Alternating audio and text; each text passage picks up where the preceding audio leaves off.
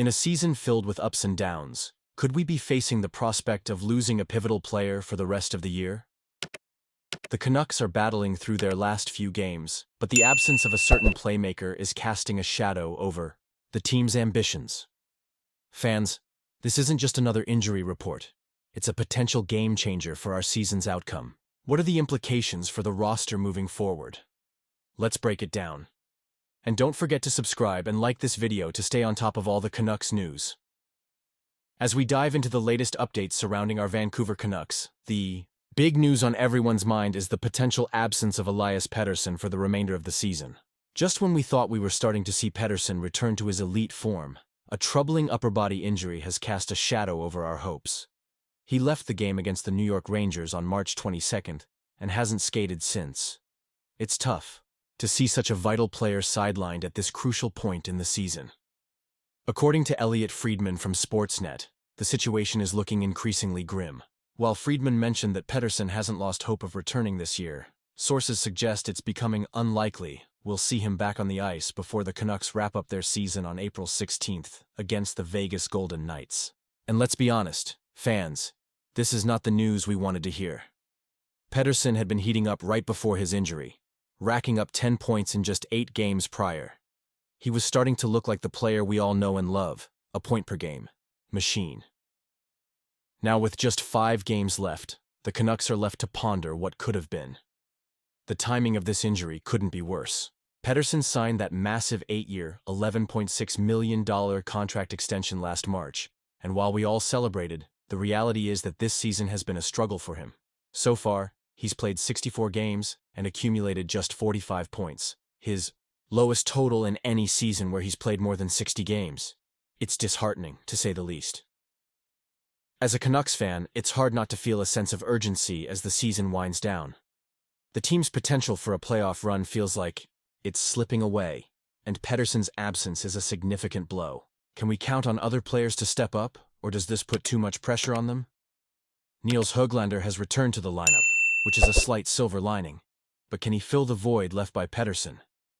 Looking at the bigger picture, this season has been fraught with ups and downs for the Canucks. We've seen flashes of brilliance, but inconsistency has plagued the team as a whole. The front office has decisions to make moving forward, and the impact of Pettersson's injury could ripple through the organization. Are we going to see a shift in strategy? Will they explore new trades or roster changes to support our remaining stars? Honestly, I'm torn on what the right path is here. Do we push for a playoff spot despite these setbacks, or do we start focusing on the future? I want to hear what you all think in the comments below. Are you optimistic about the Canucks' ability to rally in the face of adversity, or do you think we should start looking at a rebuilding phase? Your opinions matter, and this community thrives on passionate discussions. As we prepare for these final games, every moment counts. The Canucks need to dig deep and show us what they're made of. Whether or not Pettersson returns, we need to rally behind this team and support them through the ups and downs. And you, what do you think? I want to hear your expectations for the rest of the season. What a game we witnessed last night as the Vancouver Canucks faced off against the Golden Knights.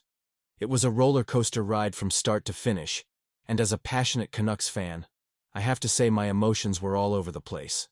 The Canucks came out strong, setting the tone early with a beautiful goal from Nils Höglander. You could feel the energy in the building as the team built momentum. Brock Boeser and Marcus Pettersson also played pivotal roles, showcasing their skills and teamwork.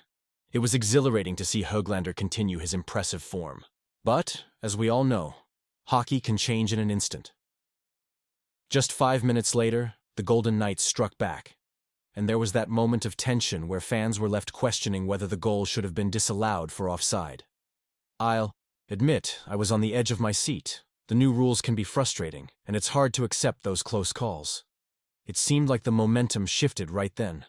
The Canucks, who had started so strongly, suddenly found themselves on the back foot. The Golden Knights capitalized on that shift with Tanner Pearson scoring shortly after, taking it to 2-1. It felt like a punch to the gut.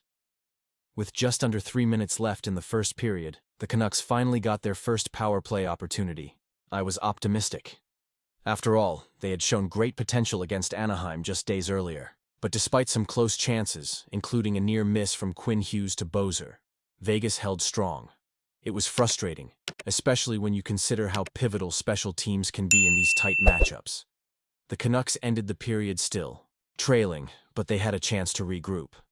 The second period kicked off with some serious goaltending from Kevin Lankinen.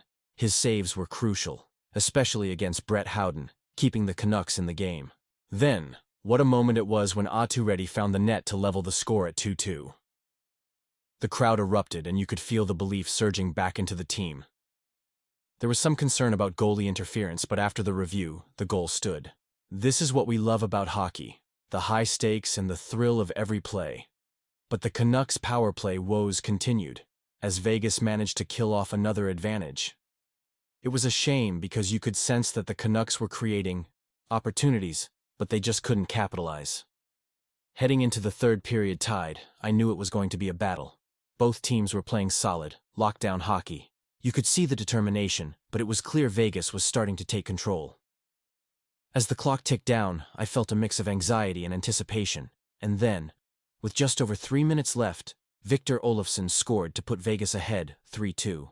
At that moment, you could hear a collective groan from Canucks fans. The absence of Tyler Myers was palpable. The defense just wasn't holding up under pressure. It's moments like these that test our resolve as fans. Do you think this was the best decision? Honestly, I'm torn. The team has potential, but they need consistency and a stronger defensive presence to truly compete at this level. As the final buzzer sounded, the score was 3-2 in favor of Vegas. It was a tough loss, and you could see the frustration on the players' faces. But there were also glimpses of hope. Höglander's goal, Raddy's performance, and Lankinen's impressive saves. These are the building blocks for the future. The question is, will the Canucks make the necessary adjustments? So, Canucks fans, what do you think? I want to hear your opinions down below. How do you feel about the team's performance last night? What changes do you think need to happen moving forward? Let's get the discussion going. If you enjoyed this breakdown and want to stay updated on all things Canucks, don't forget to like, share, and subscribe to the channel. And please, activate the notification bell to get all the latest updates. Your support means the world to me, and together, we can keep the conversation going about our beloved Canucks.